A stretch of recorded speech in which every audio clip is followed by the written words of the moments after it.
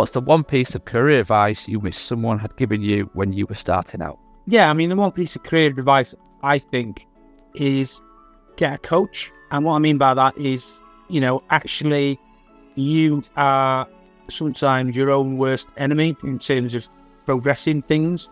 And although I was very successful at a very early age, and fundamentally, some of my weaknesses, it was all about me. It was all about me being the centre of attention and things like that. Whereas, I think what I've learned through coaching is it's actually all about the team. So it's more about we rather than I. And it's all about, from my perspective, being a bit more humble about what you do. But whilst being humble, just remember, if you're doing interviews and all that, you need to shout about yourself in those situations. But more from my perspective, I've got a lot out of getting a coach, more of a life coach type of thing, really, rather than a career coach, which didn't help you to think about, the person you want to be.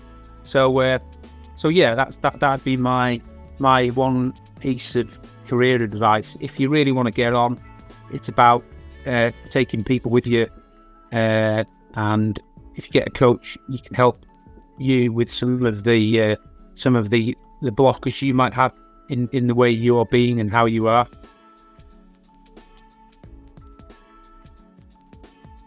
Can you share a pivotal moment in your career journey that had a significant impact?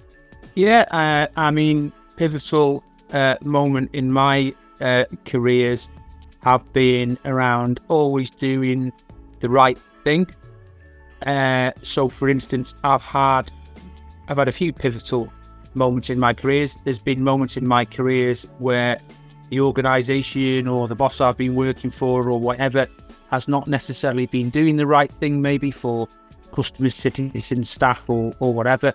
So I've always been in a situation where you've got to have integrity with yourself.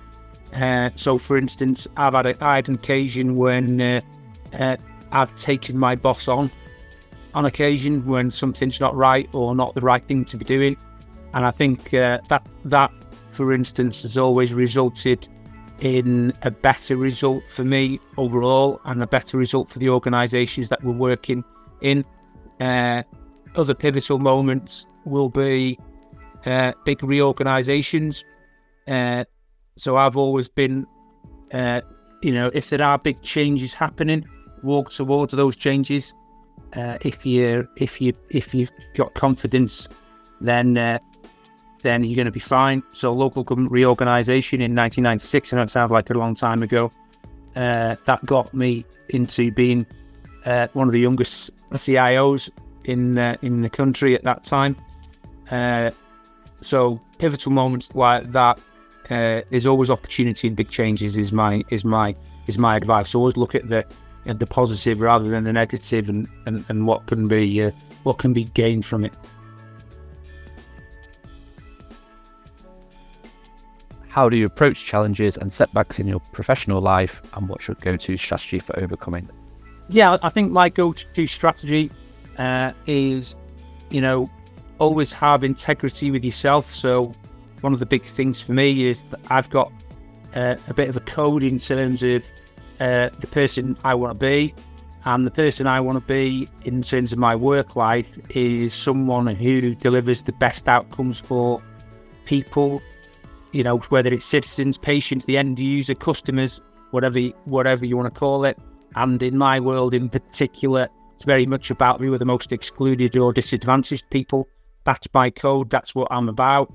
And I think ultimately, the big thing, it's a bit like when you're coaching your kids to go and do exams and all that. Actually, as long as you've done your very best, you've got integrity with yourself, you know yourself whether you've done the right thing or you've done the best you can, well, that's all you can do. So, if it doesn't work out or there's something not quite right, well, you have done your best, you couldn't have done any more.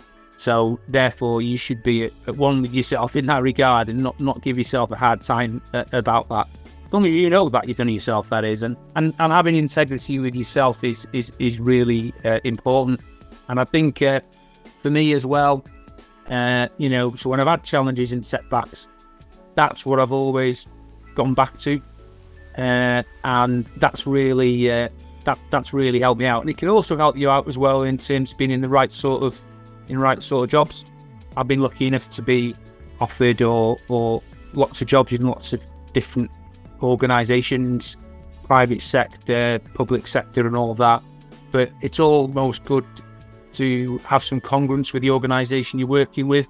So I've always had the opportunity to work in organisations where you can make a better difference for people on the ground, and I think that's important as well as thinking about the challenges. Really, that's my go-to.